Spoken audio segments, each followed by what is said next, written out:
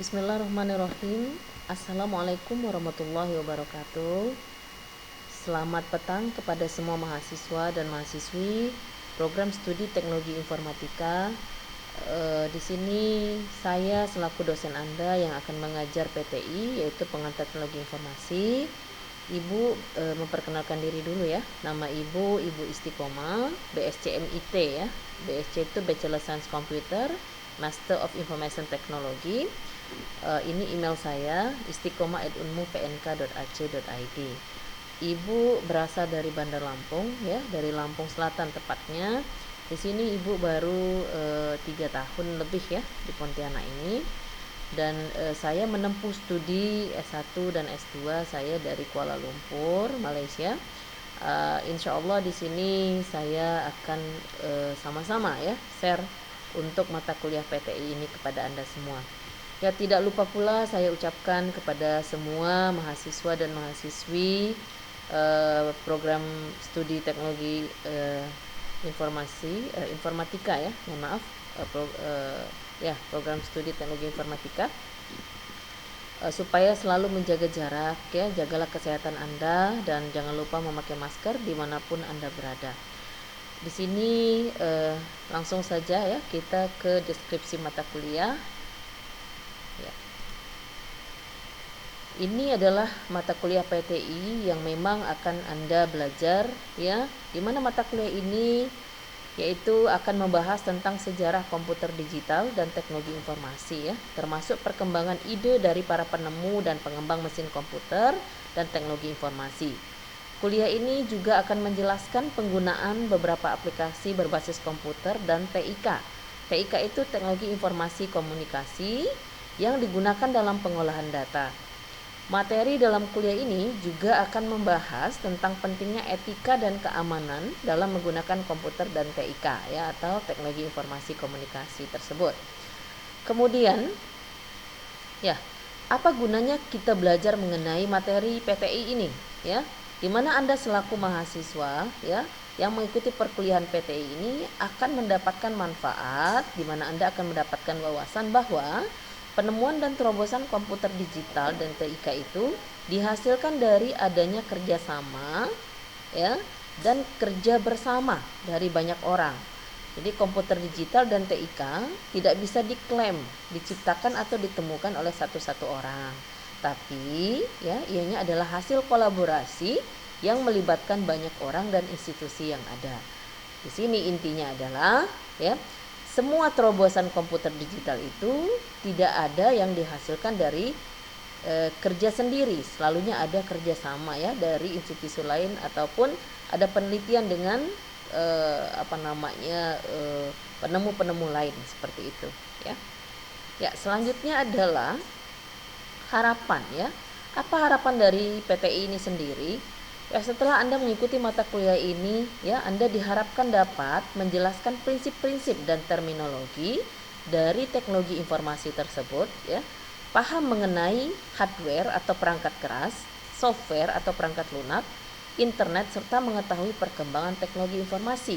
Terapannya seperti apa dan etika dalam berkomputer itu bagaimana, ya? Apakah memang bisa misuse teknologi? Ya, apa itu misuse, Bu? Misuse itu adalah salah penggunaan teknologi, ya. Nah, yang seharusnya link yang Anda buka, tapi link yang tidak seharusnya Anda buka. Nah, di sini ada etikanya, ya, etika dalam kita mengeksplor sebuah informasi. Ya, selanjutnya adalah materi ya. Ini adalah materi atau bahan acuan perkuliahan saya, ya. Ada 6 acuan yang saya gunakan. Contohnya yang pertama adalah Lee Zenian, Drew Marks ya, as Fundamentals of Multimedia, Pearson Prentice Hall 2004. Jadi di sini salah satunya ya, Ibu sudah bacakan sampai kepada manajemen edisi kelima John Wiley and Sons ya 2006 atau 2006.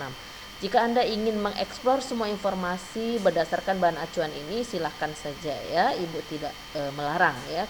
Ini menjadi sebuah ide dan gagasan yang terbaru untuk Anda bertanya nanti jika Anda ada yang tidak paham ya dari materi yang sudah saya sampaikan seperti itu. Kemudian kriteria penilaian ya, saya ada menekankan mengenai kriteria penilaian, yaitu Di sini tingkat kehadiran sangat saya ambil berat sekali ya, atau saya pikir penting ya.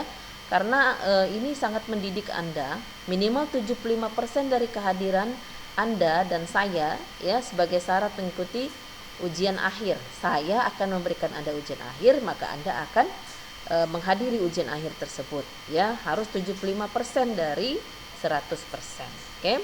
Nilai absensi 10%, nilai tugas 10%, ada nilai presentasi 20% ya. Nilai presentasi ini bisa dilakukan berkelompok ya, atau mungkin individual. Nah, ada mid test di sini 30% minimal ya, 6 sampai 7 kali pertemuan baru kita akan mengadakan mid test. Kemudian UAS atau ujian akhir semester nilainya adalah 30%. Jadi semua ini kalau kita total berjumlah 100% ya. Dari hasil skor yang telah diperoleh di sepanjang semester, maka pemberian nilai mengacu pada standar untuk menggambarkan kemampuan akademik yang sesungguhnya ya, yaitu seperti apa? Ya, kita lihat di sini skor akhirnya ya, 80 sampai 100, maka Anda akan mendapatkan A, bobotnya adalah tinggi yaitu 4. 70 sampai 79 sedang-sedang saja, Anda akan mendapatkan B, bobotnya adalah 3. 60 sampai 69 Anda akan mendapatkan C, bobotnya adalah 2. 50 sampai 59 ya, Anda akan mendapatkan nilai D, bobotnya adalah 1. 0 sampai 49 Anda terpaksa harus mengulang ya, mengulang mata kuliah tersebut karena Anda mendapatkan bobot 0 ya, hurufnya adalah E atau nilainya adalah E. Nah, ini untuk pengetahuan Anda semua. Harapan saya kepada Anda semua, jangan sampai mengulang banyak sekali mata kuliah karena akan memperlambat Anda menyelesaikan kuliah untuk mendapatkan sarjana di kampus ini ya. Jadi kita ada aturan perkuliahan yang harus kita patuhi ya. Nah, inilah aturan perkuliahan untuk mata kuliah PTI. Yang pertama adalah saya selaku dosen, saya akan mengambil absensi kolektif melalui Google Classroom ya. Di mana saya memerlukan 1 orang kawan Anda ya yang akan saya lantik sebagai ketua tingkat, di mana ia bertanggung jawab dengan jurnal kelas dan berita acara. Nah, berita acara jurnal kelas saya akan bantu ya. Jadi tugas ketua tingkat di sini apa? Tugasnya adalah share informasi dari saya ya. Share informasi jika Ibu ingin deal time ataupun ingin mengubah waktu sesuai dengan perjanjian kita, maka saya akan menghubungi ketua kelas Anda atau ketua tingkat ya untuk mengubah waktunya. Maka nanti kita akan sama-sama mengikuti aturan yang ada tersebut. Kemudian penampilan sangat saya perhatikan juga ya. Walaupun kita kuliah online, Anda dituntut untuk rapi dan sopan ya. Jadi di sini Anda harus berpakaian rapi dan sopan. Jangan Anda tidak mandi kemudian Anda online ya. Kemudian Anda masih baring-baring di atas tempat tidur Anda online. Jadi di sini saya akan nilai juga etika Anda ketika Anda menghadiri perkuliahan ya. Jadi semua itu dituntut untuk rapi. Untuk apa? Ini semua menunjukkan prestasi Anda selaku mahasiswa ya. Jadi jika Anda berpakaian tidak rapi, itu menunjukkan diri Anda yang sebenarnya. Jadi Ibu harap ya ikuti peraturan yang ada walaupun kita kuliah online. Kemudian toleransi keterlambatan hadir. Nah, di sini 15 menit saya masih tolerir ya, Anda bisa join. Jika lebih dari 15 menit, maka saya tidak perbolehkan Anda untuk join di perkuliahan saya ya. Nah, tidak dapat menghadiri perkuliahan bagaimana pula, Bu? Tidak dapat menghadiri perkuliahan, Anda beritahu kepada ketua tingkat dulu atau ketua kelas, baru nanti dilanjutkan ke saya ya, bisa melalui WhatsApp ya. Sekarang kan sudah canggih ya. Kemudian tugas tidak boleh plagiat ataupun copaste ya, atau copy paste, copas ya, maka saya tidak bisa nilai ya. Saya akan berikan nilai 0 kalau saya kasih pun ya. Ya, itu saja aturan perkuliahan saya untuk mata kuliah PTI ini. Saya akan berikan gambaran sedikit untuk pertemuan berikutnya ya. Ya, pengertian dan perkembangan teknologi informasi. Mengapa Anda belajar PTI ya? Di sini ya, kita belajar PTI ini adalah bahwa kita semua telah sama-sama melihat ya perkembangan personal digital teknologi sendiri saat ini bagaimana. Kita tidak meragukan lagi bahwa teknologi informasi itu telah menjadi tren hidup kita ya, selaku manusia yang memang butuh akan kemajuan. Sehingga seolah-olah ya manusia menjadi sebuah personal digital, kita menjadi sebuah laptop, kita menjadi sebuah HP, ya.